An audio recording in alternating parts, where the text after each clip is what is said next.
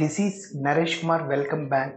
Maths Naresh ఈ class. ఇవాళ మనం 10th క్లాస్ మ్యాథ్స్కి సంబంధించిన ట్రిగనోమెట్రీ అనే చాప్టర్లో నుంచి 2 మార్కులకి సంబంధించిన ప్రాబ్లమ్స్ని డిస్కస్ చేద్దాం. ఓకే, సో ఈ 5 ప్రాబ్లమ్స్ యాంగిల్కి సంబంధించిన ప్రాబ్లమ్స్. ఓకే, సైన్ 30 అంటే ఎంత, cos 30, sine 45, cos 45, secant 30, secant 60 అట్లా. ఓకేనా? సో ఇది చెప్పడానికి ముందు చూడండి, ఒక చిన్న పాయింట్ చెప్తున్నాను. సైన్ 30 డిగ్రీస్ ఎంతనో కాస్ 60 డిగ్రీస్ అంతే. సో ఎంత అంటే 1/2 అని. ఓకే ఓకే, సైన్ 30 డిగ్రీస్ ఎంతనో కాస్ 60.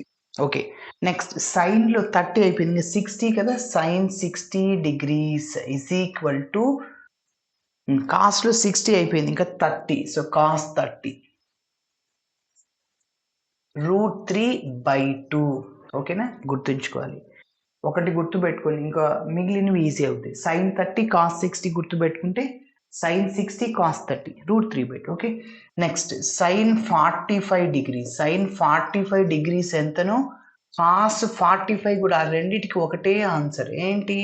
ఒకటే value, 1/√2. Sine 45 is equal cos 45. Okay, next అదేవిధంగా tan 45 is equal to cot 45. So tan అంటే ఏంటి? సైన్ 45 కాస్ 45 అంటే 1/√2 1/√2 మొత్తం క్యాన్సిల్ అయిపోతుంది 1.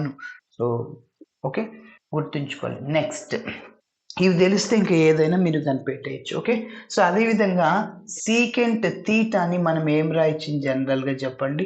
So 1/cos theta.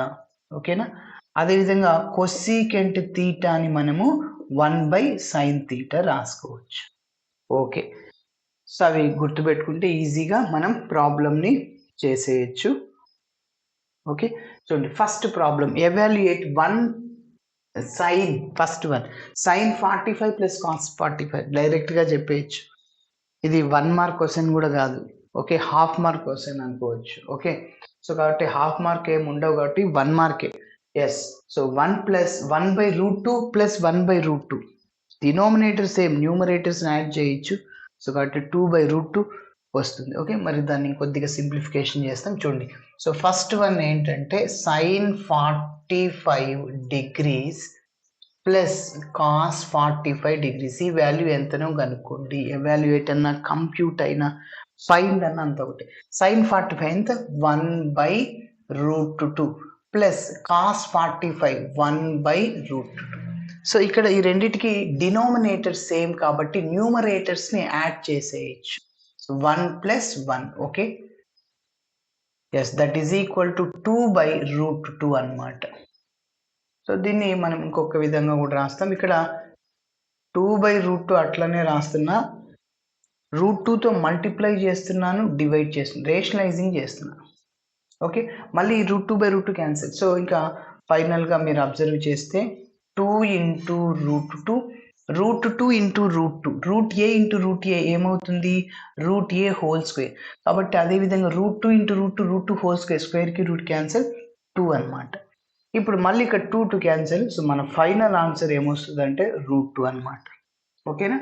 ఎస్, మరి ఇప్పుడు సెకండ్ వన్ని డిస్కస్ చేద్దాం.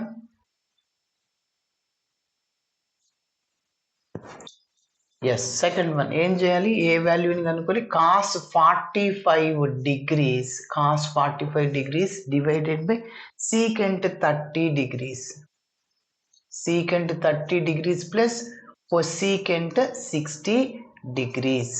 ఓకే, ఈ వాల్యూ ఎంత సార్? చూద్దాం. సెకండ్ వన్, దీని వాల్యూ ఎంత? చూడండి, కాస్ 45. ఓకే, కాస్ 45 మనకి తెలుసు. సో ఎంత? 1/√2, 1/√2 డివైడెడ్ బై. చూడండి, ఇక్కడ సీకెంట్ 30 డిగ్రీస్. నేను చెప్పాను సీకెంట్ తీటాని 1/cos రాయొచ్చు. సీకెంట్ ఏం రాసుకోవచ్చు?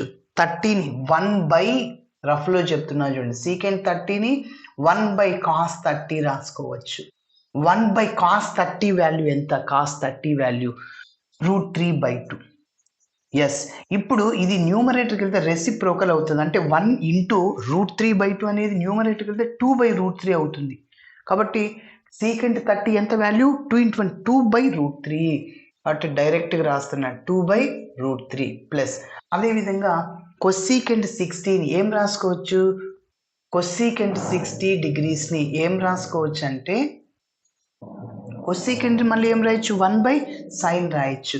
సో 1/sin 60 degrees అనమాట. ఓకేనా? sin 60 ఎంత వాల్యూ? √3/2. మళ్ళీ ఈ √3/2 న్యూమరేటర్ రెసిప్రోకల్ అవుతుంది, అంటే 2/√3 అవుద్ది. సేమ్ అదేనా?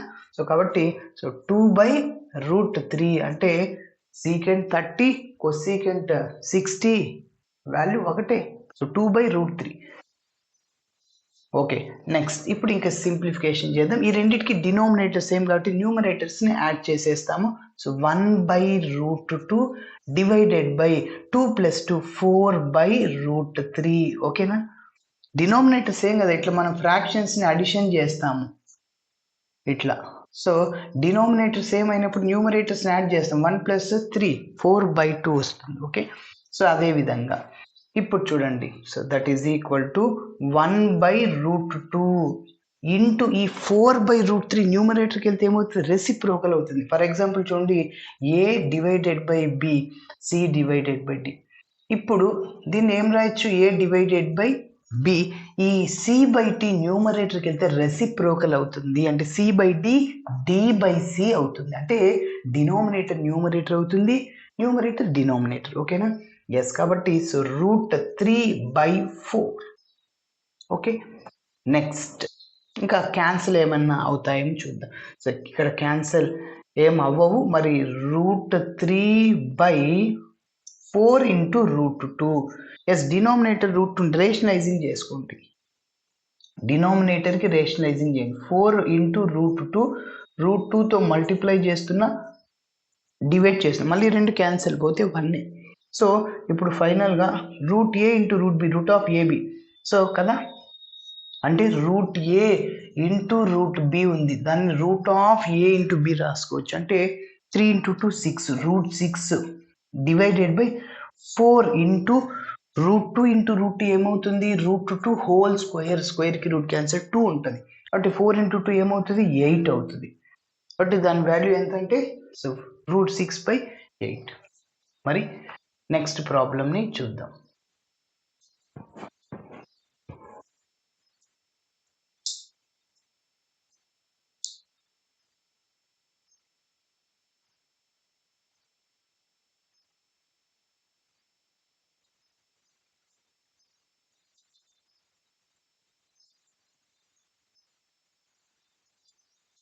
ఓకే, మరి ఇప్పుడు థర్డ్ వన్ని చేద్దాం. Okay, so sin 30 + tan 45 minus cosecant 60 by cot 45 + cos 60 minus secant 30. Okay, మరి చూడండి అన్ని వాల్యూస్ మన దగ్గర. sin 30 ఎంత? 1/2 ప్లస్ tan 45 ఎంత? 1. tan 45 ఎంత సార్? 1. ఇదో ఇక్కడ ఉంది చూడండి.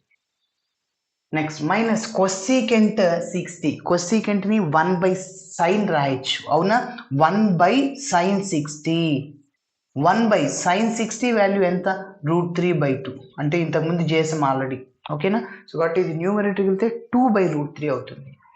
కాబట్టి 2/√3 cosecant 60 value. Okay, next cot 45 1 plus cos 60. cos 60 ఎంత? 1/2 మైనస్ సీకెంట్ 30. సీకెంట్ 30 కొసీకెంట్ 60 రెండింటికి ఒకటే వాల్యూ 2/√3.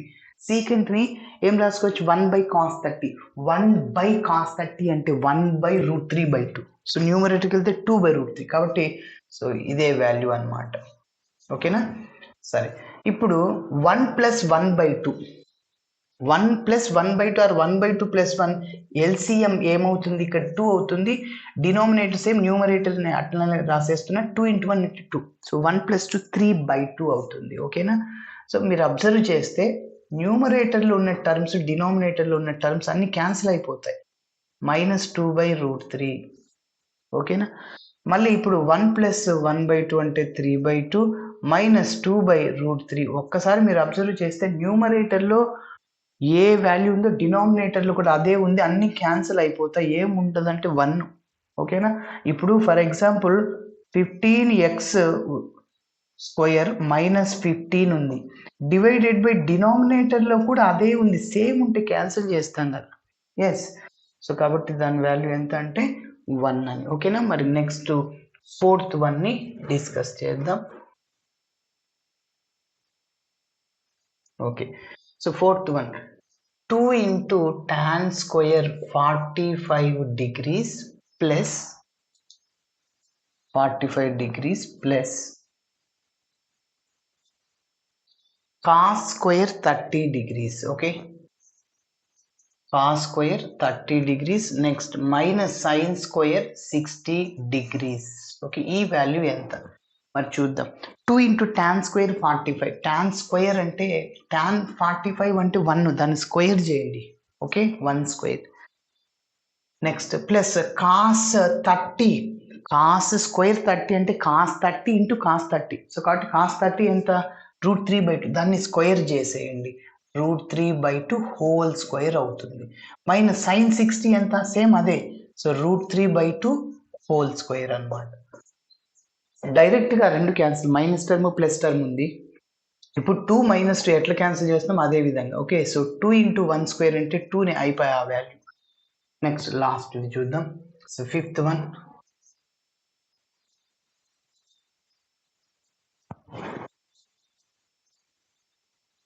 వన్ ఏంటంటే secant square 60 degrees minus tan square 60 degrees divided by sine square 30 degrees plus cos square 30 degrees. Okay, ఈ value ఎంతనో కనుక్కోవాలి.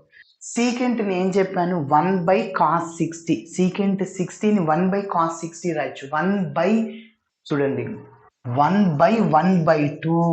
ఓకేనా, అంటే secant 60 degreesని 1/cos 60 degrees రాయొచ్చు. ఫార్ములా ఇది. 1/cos 60 ఎంత 1/2. ఈ 1/2 న్యూమరేటర్ 2 అయిపోతుంది కాబట్టి డైరెక్ట్గా 2 రాసేస్తున్నాయి. ఇక్కడ స్క్వేర్ ఉంది కాబట్టి స్క్వేర్ రాయాలి. Minus tan square 60. tan అంటే మనకి ఏం తెలుసు, sine theta by cos theta. అంటే ఇక్కడ 60 degrees ఉంది కాబట్టి సైన్ 60/cos 60 రాయొచ్చు ట్యాన్ని. ఓకేనా. ఎస్, సైన్ 60 అంటే వాల్యూ ఎంత ఉంది అక్కడ, √3/2. కాస్ 60 ఎంత 1/2.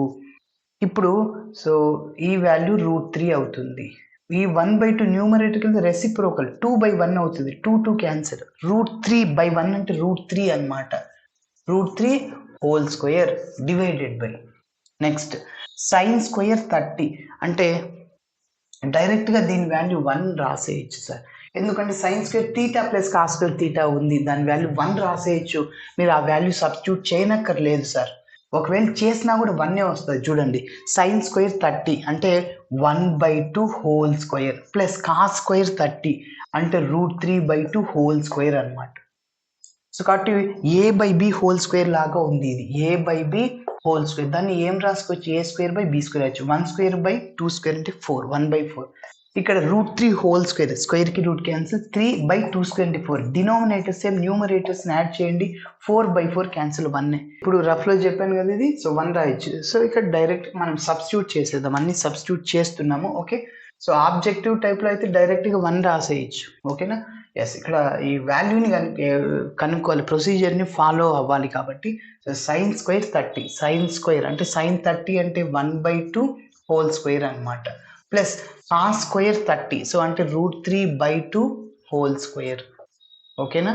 ఎస్, ఇప్పుడు చూడండి, దట్ ఈస్ ఈక్వల్ 2² అంటే 4 మైనస్ స్క్వేర్కి రూట్ క్యాన్సిల్ 3/, ఇది ఎలా ఉందంటే a/b హోల్ స్క్వేర్ లాగా ఉంది. దాన్ని ఏం రాసుకోవచ్చు అంటే a²/b² రాయొచ్చు. అంటే 1²/2² అంటే 1/4 ప్లస్ దీన్ని కూడా a/b హోల్ స్క్వేర్ లాగా ఉంది. సో a²/b² రాయొచ్చు. స్క్వేర్కి రూట్ క్యాన్సిల్, 3/2² అంటే 4 అనమాట. 4 - 3 1. ఓకేనా. ఇప్పుడు చూడండి, డినామినేటర్ సేమ్, దీనికి న్యూమరేటర్స్ని యాడ్ చేయొచ్చు, 1 + 3. So that is equal to 1/4/4. ఈ రెండు క్యాన్సిల్. ఇక్కడ డినామినేటర్లు ఏం లేదంటే 1. So answer 1. ఓకే, ఇట్లా చేయాలి. Thanks for watching my video. నచ్చితే ఖచ్చితంగా మీ ఫ్రెండ్స్ కూడా షేర్ చేయండి. బాయ్.